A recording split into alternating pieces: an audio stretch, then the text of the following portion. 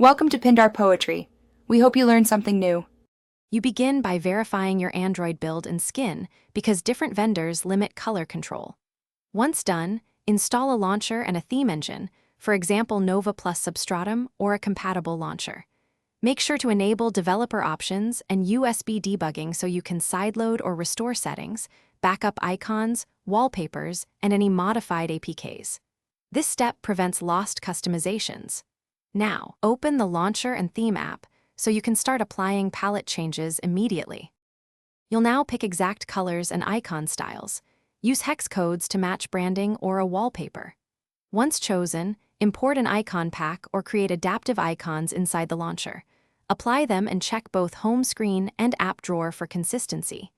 If using Substratum or a Monet-style engine, tweak system accents and notification shades. Preview changes first to avoid unreadable text.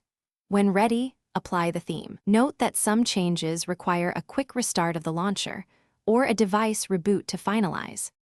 Finish by confirming all apps display correct colors and adaptive icons behave well across screens.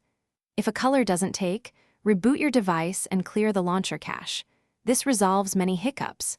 Make sure to revert from your backup if a custom APK or theme corrupts layout and reinstall or update the theme tool. If problems persist, boot into safe mode to isolate conflicts and check OEM settings.